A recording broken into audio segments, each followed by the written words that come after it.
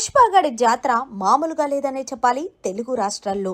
ఇక ఈ విషయం పక్కన పెడితే సుకుమార్ దర్శకత్వంలో అల్లు అర్జున్, రష్మిక మందాన, ఫహద్ ఫజిల్ జంటగా నటించిన పుష్ప ది రూల్ డిసెంబర్ 5న ప్రేక్షకుల ముందుకు వచ్చింది.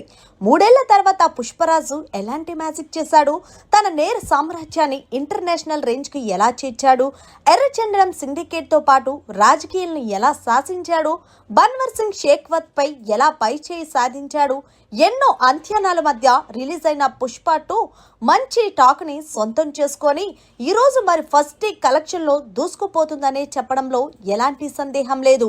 ఇక ఈ సినిమాను 450 కోట్ల భారీ బడ్జెట్ తో నిర్మించిన సంగతి తెలిసిందే. అలాంటిది ఫస్ట్ డే కలెక్షన్స్ మామూలుగా లేవనే చెప్పాలి.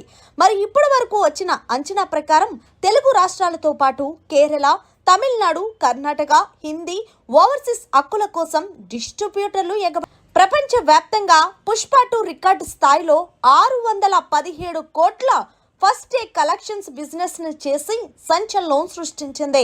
ఇక నాన్ థియేట్రికల్ రైట్స్ కింద అయితే ఏకంగా 425 కోట్ల వ్యాపారం చేసింది పుష్ప 2.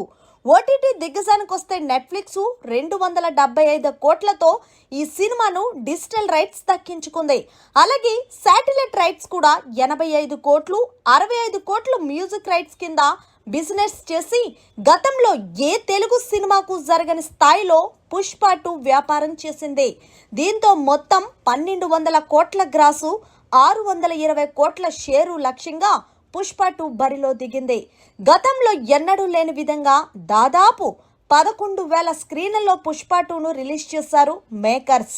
ఇక సినిమా అయితే గనక ఫస్ట్ డే రోజే దుమ్ము రేపిందనే చెప్పాలి. ఎన్నో రికార్డులను తన పేరిట లిక్కించుకున్నాడనే చెప్పాలి అల్లు అర్జున్.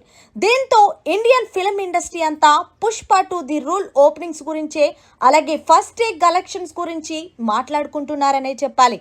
మరి మొత్తానికి బెనిఫిట్ షోలు, ప్రీమియర్స్లు, అడ్వాన్స్ బుకింగ్స్ ద్వారా 100 కోట్లకు పైగా వసూలు చేసింది మొదటి రోజు.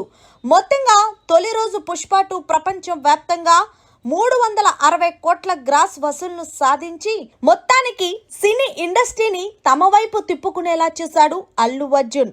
మరి దీని మీద మీరేమంటారనేది కామెంట్ సెక్షన్ లో తెలియజేయండి. మరిన్ని అప్డేట్స్ కోసం చూస్తూనే ఉండండి అవర్ ఛానల్.